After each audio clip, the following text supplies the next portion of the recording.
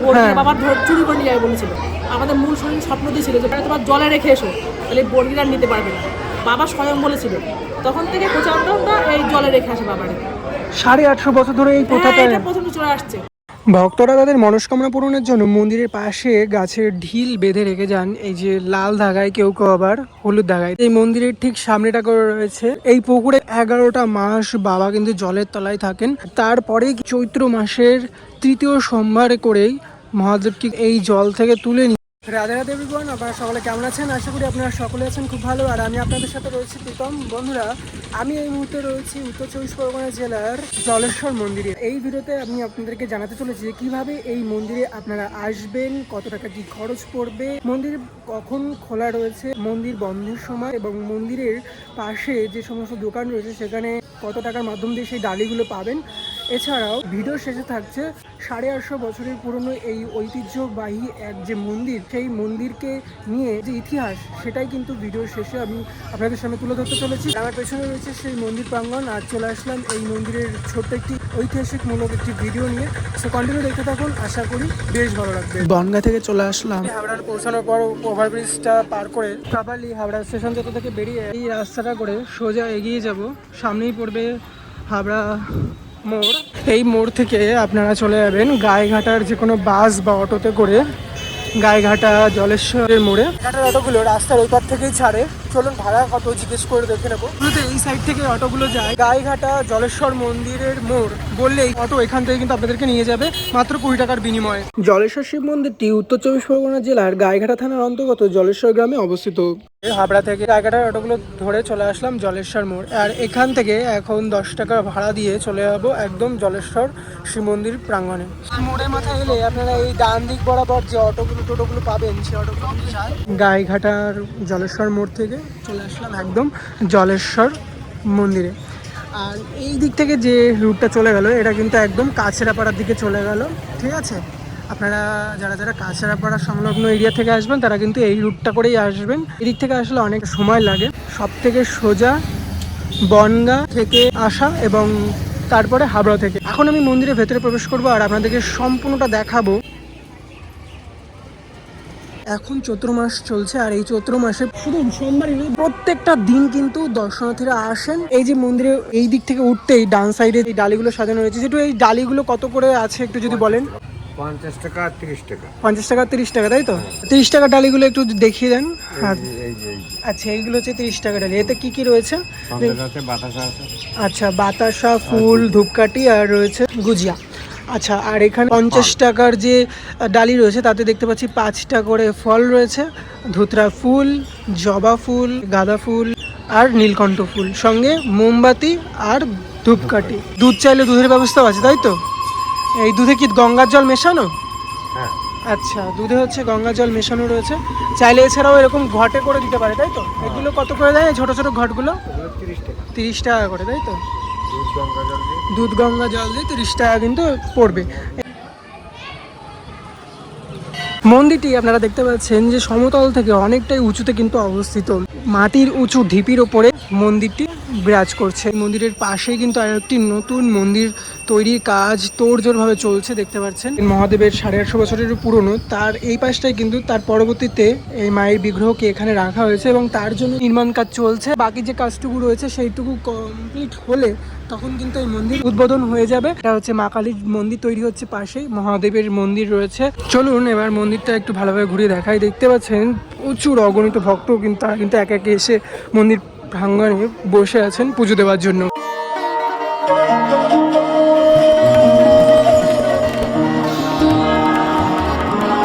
মন্দিরের ভেতরে এখন কিন্তু পুজো চলছে, দেখতে পাচ্ছেন অগণিত ভক্ত ইতিমধ্যে এসে একে একে কিন্তু বাবাকে পুজো দিচ্ছেন।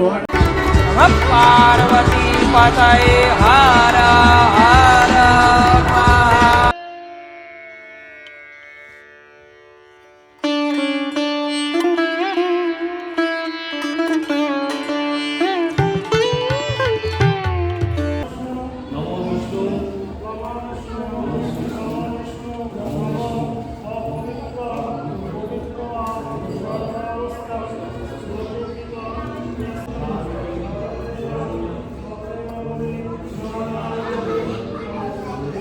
সমস্ত দেবগণ এই যজ্ঞে উপস্থিত থাকলেও মহাদেবকে যেহেতু আমন্ত্রণ করেছিলেন না সতী মায়ের পিতা, সেই মুহূর্তে কিন্তু সতী সেটা সহ্য করতে না পেরে সেই যজ্ঞে আগুনে নিজেকে দেহত্যাগ করেছিলেন। ঠিক সেই মুহূর্তে মহাদেব সেটি জানতে পারে আর সেখানে উপস্থিত হয়ে কিন্তু তাণ্ডব নৃত্য শুরু করেছিলেন সতীমাকে কাঁধে নিয়ে। এই ছবির মাধ্যম দিয়ে তুলে ধরা হয়েছে এবং আমরা দেখে নেব পেছনে কি রয়েছে। সমুদ্র মন্থন হচ্ছে, যখন অমৃত তোলা হচ্ছিল অমৃত ঠিক পরের মুহূর্তে দ্বিতীয়বার সমুদ্র মন্থন করে কিন্তু বিষ উঠেছিল আর সেই বিষ পান করেছিলেন মহাদেব এবং তার জন্য কিন্তু তার নাম হয়েছিল নীলকণ্ঠ। তার সেই বিষের যে জ্বালা, তখন একমাত্র মাই কিন্তু তাকে দুগ্ধ পান করিয়ে তার সেই বিষের যে জ্বালা সেটাকে শান্ত করেছিলেন তিনি। এবার মন্দিরের ডান সাইডের ফলকে আমরা দেখতে পাচ্ছি মহাদেব এখানে তিনি কিন্তু ধ্যান করছেন। মন্দির কখন খোলা হয়? সকাল 8:30 বন্ধ হয় 1:30টায়। আচ্ছা, 1:30টায় বন্ধ হয়ে যায়। কেউ কেউ বলে 2টোর সময় বন্ধ হয়। সারাদিনও খোলা হয়, সারাদিনও খোলা থাকে। আর বিকেলে? বিকেলে 4:30টায়। বন্ধ রাত্রে 8:30, 8টা। এই মন্দিরের অন্নকূট ভবনে প্রতিদিন অন্নভোগ পাওয়া যায় মাত্র 50 টাকা কুপনের মাধ্যম দিয়ে। এছাড়াও এই মন্দিরের সংলগ্ন এরিয়াতেই দেখতে পাচ্ছেন একটি ধূপকাঠি এবং মোমবাতি যে স্ট্যান্ড তা কিন্তু করা রয়েছে এই জায়গাটা করে। ভক্তরা তাদের মনস্কামনা পূরণের জন্য মন্দিরের পাশে গাছের ঢিল বেঁধে রেখে যান, এই যে লাল ধাগায়, কেউ কেউ আবার হলুদ ধাগায়।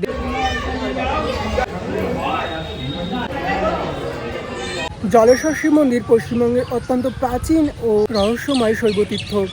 এটি আনুমানিক 850 বছরেরও পুরনো একটি শিব মন্দির নামে পরিচিত। চারি সাইড থেকে দেখলে কিন্তু বোঝা যায় যে মন্দিরটি একদম সমতল থেকে অনেকটাই উপরে অবস্থিত এবং উঁচুতে অবস্থান করে রয়েছে। দেখতে পাচ্ছেন কতটা ঢালু, একদম এই গড়ানটা সোজা চলে গেছে একদম জলাশয়ের সামনে, আর সামনেই রয়েছে ঘাট বাঁধানো পুকুর।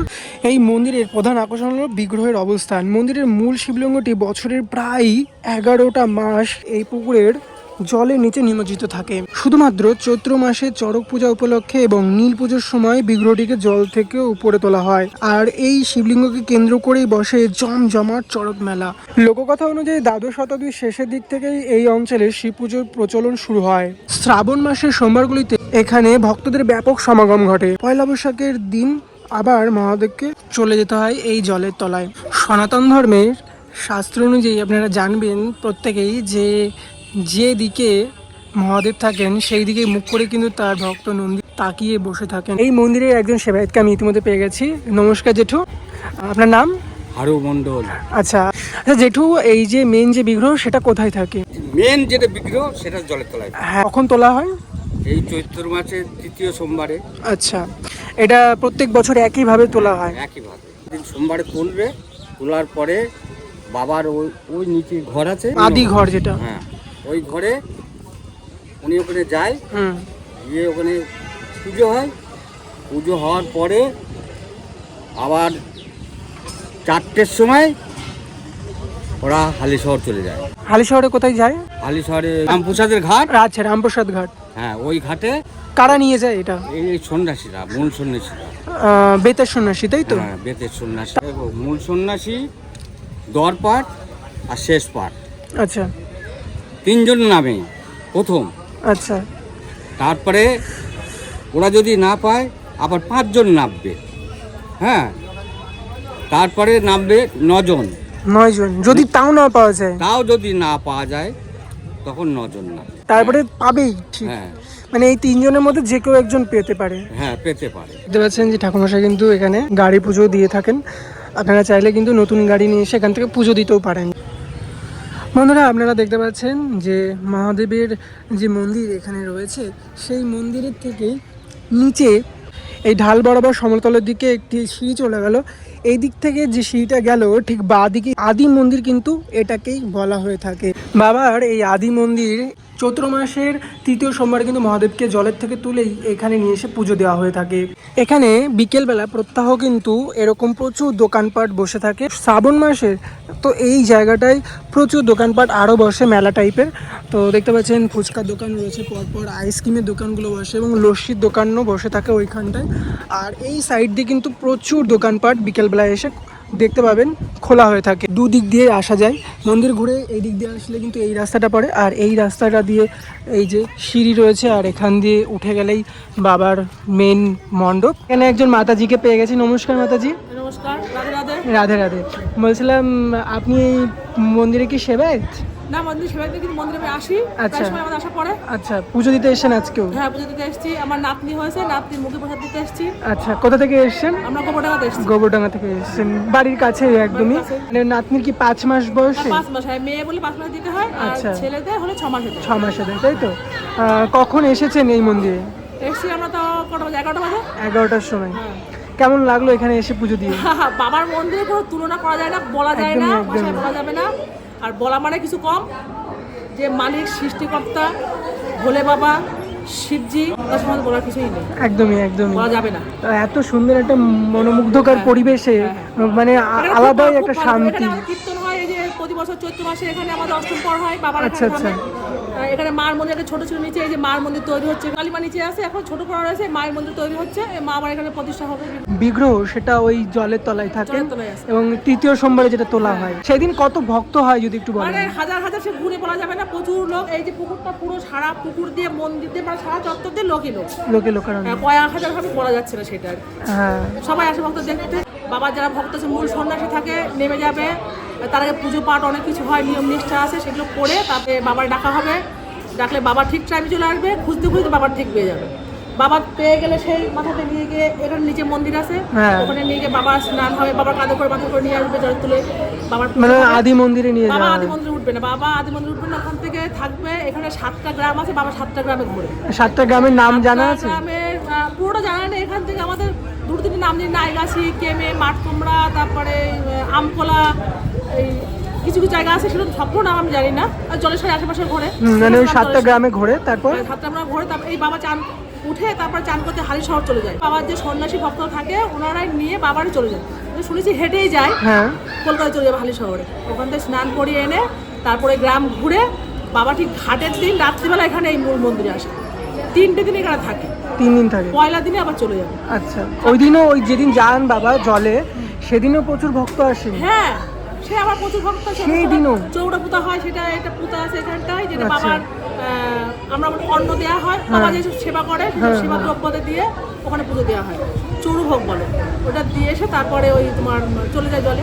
চৈত্র মাসে আমাদের এখানে উৎসব হয়, বাবার ধামে মেলা হয়, তারাপাট ভাঙা। হ্যাঁ, মানে বটি ঝাপ যেটা বলা হয়। হ্যাঁ, যেটা এই গাছের থেকে বাঁধ বেঁধে তারপর ওখান থেকে সন্ন্যাসী লাভ মারবে। ওটা কোন দিন কোন সময় হয় যদি একটু বলেন? এটা হচ্ছে তোমার চড়ক পুজো যেদিন হয়, সংক্রান্তির দিন হবে। কটা থেকে শুরু হয়? এটা তোমার 11টার মধ্যে ভক্ত এসে যায়, 11টা থেকে। হ্যাঁ, যারা বিভিন্ন প্রান্ত থেকে যে সমস্ত ভক্তরা বা দর্শনার্থীরা যারা আসবেন, তাদের উদ্দেশ্যে যদি কিছু বলেন। হ্যাঁ, আপনারা সবাই আসবেন, খুব ভালো লাগবে, মনের শান্তি। এবং আমাদের বাবা যেখানে মানে কি বলবো, বাবার তো কিছু বলা যায় না। বাবা যেখানে বসে আছেন, সকল মনের ইচ্ছা পূরণ করে বাবা। যার যার ইচ্ছা কামনা বাসনা আছে, সে এসে বলতে পারে বাবার কাছে। এবং যখন আমাদের বাবার আদিতে যখন ছিল, তখন কারা ছিল 1400 সব ছিল না, চুরি করে নিয়ে গেছে বাবারে, এরকম করে বাবা নিজেই বলেছিল যে আমার জলে রেখে আসো। তা বাবা তো তখন জলে রেখে এসেছিল। আগেকার সে মুসলমান ছিল, কি যেন ওদের বলে, বর্গিরা বাবার চুরি করে নিয়ে যাবে বলেছিল। আমাদের মূল স্বপ্ন দিয়েছিল যে পুজো করতো, যে আমার তোমার জলে রেখে এসো, তাহলে বর্গিরা নিতে পারবে না। বাবা স্বয়ং বলেছিল, তখন থেকে প্রচারণটা এই জলে রেখে আসে বাবারে। 850 বছর ধরে এই প্রথাটা এটা প্রথমে চলে আসছে। হ্যাঁ, এবং কি আমাদের গোবরডাঙ্গা জমিদার বাড়িতে নিয়ে গেছিল প্রসন্ন মুখোপাধ্যায়, রাজার ছেলে ছিল। উনি বলছিল যে তখন বাবারে নিয়ে ঘুরতো গ্রামে, তখন গোবরডাঙ্গা যেত, তখন আমরা হইনি অবশ্য। তা এবার শোনা আছে ঠাকুমা দাদার মুখে, তা বাবারে নিয়ে গেছিলো ওখানে। কিন্তু ওই জমিদাররা বলেছিল যে একটা পাথর, তো এই পাথর নিয়ে আবার ঘুরে ঘুরে বেড়ায়, পাথরের কী আছে, তা রেখেছিল। তা এবার সন্ন্যাসী যারা গিয়েছিল, তা বলেছিল যে আপনি একটু উঁচু করে দেখান, যদি আপনি তুলতে পারেন তাহলে বোঝা যাবে ঠিক আছে পাথর। তা উনি বলে এই পাথর তুলতে আর কি, খুব অহংকার ছিল ভিতরে, জমিদার ছিল তো। তা তুলতে গেছিলো, কিন্তু বাবারে আর তুলতে পারিনি, এতটুকুই মনে হচ্ছিল, কিন্তু সেখানে তুলিয়ে সরার ক্ষমতা ছিল না। তারপর থেকে বাবা দুঃখ পেয়ে স্বপ্ন দেখে বলেছিল যে আমি আর ওখানে যাব না। ভক্তরাও তুলে নিয়েছিল, কিন্তু সেই জমিদার তখন মানে ক্ষমা চেয়েছিল যে আমার খুব ভুল হয়ে গেছে, অন্যায় হয়ে গেছে, আমি বুঝতে পারিনি। যে আমার তারপরে পুজো দিয়েছিল, এ করেছিল, কিন্তু বাবা আর ওখানে আর যায়নি। ভুলে বাবা আর যায় না, সেই থেকে আর যায় খেতে গাছ যায় না, ওইটা পুরো পাট চকিয়ে দিয়েছে। কিন্তু এখানে যায়, এবার যেখানে যেখানে যায় শুনেছিলাম নাকি গোবরডাঙ্গার যে জমিদার তিনি নাকি পরে 60 বিঘা জমিও দিয়েছিলেন এই মন্দিরের জন্য। 7 বিঘা জমি কোথায় দিয়েছে বলতে পারবো কি জানি না, দিতে পারে হয়তো, কিন্তু এখানে আপাতত সব রয়েছে তো এই সমস্ত বাবার এইসব জায়গা। দেখো সব থেকে নিচু এখানটাই উঁচু, পোতাটাই বাবার পোতাটাই উঁচু। এটা নাকি আরো উঁচু ছিল। আরও উঁচু ছিল না, মানে ছিল অনেকটাই উঁচু ছিল, কিন্তু অনেকটা উঁচু এখনো আছে, হ্যাঁ অনেকটা মানে সমতল থেকে অনেকটাই উঁচু। অনেকটা উঁচু, অনেকটা উঁচু। আর ওই যে আগে এমনি সিঁড়ি ছিল না, এখন তো সব ঠিকঠাক করে দিয়েছে, মন্দিরটা আরও সুন্দর করেছে, সিঁড়িগুলো করে দিয়েছে। সবাই আসবেন, সবার ভালো লাগবে। বাবার কাছে মনের ইচ্ছা, কেন যাদের সন্তান হয় না বা কোনো যে কোনো কিছু, চাকরি বাকরি হোক, মনের যেটা ইচ্ছা, মনের ইচ্ছা তো কেউ জানে না, যার যার মনের কিছু জানালে বাবা ঠিকই শোনে, কিন্তু মনটা সঠিক রাখতে হবে, সঠিক রাখতে হবে। কিন্তু টাকা পয়সা চলে কিন্তু বাবার কাছে হবে, তাহলে কিন্তু সবই দেবে, প্রেম ভালোবাসার ভক্তি থাকবে। তা ভগবানের কথা বলার মতো মানুষের এই মুখের চামড়ায় সাধ্য কিছু নেই। জয় শ্রী রাধে, জয় শ্রী রাধে। ওম নমঃ শিবায়, নমঃ শিবায়, নমঃ শিবায়, নমঃ হর হর মহাদেব, শিব শম্ভু। সবাই ভালো থেকো, সবাই এসো, জলেশ্বরে খুব ভালো লাগবে। রাধে রাধে। রাধে রাধে। পুনর্তীর্থ জলেশ্বর মন্দিরটি আপনাদের কেমন লাগলো, কি কি জানতেন এবং কি কি আজকের ভিডিওতে আপনারা জানতে পারলেন তা অবশ্যই কমেন্টে জানাবেন। যতটুকু পারলাম তুলে ধরার চেষ্টা করলাম। বন্ধুরা এই ছিল আজকের ভিডিওটা যদি একটু ভালো লেগে থাকে তাহলে অবশ্যই like, share, comment and subscribe করে পাশে থাকবেন। দেখা হচ্ছে নেক্সট কোনো ভিডিওতে। ততক্ষণের জন্য আপনারা সকলে সুস্থ থাকবেন, ভালো থাকবেন। রাধে রাধে।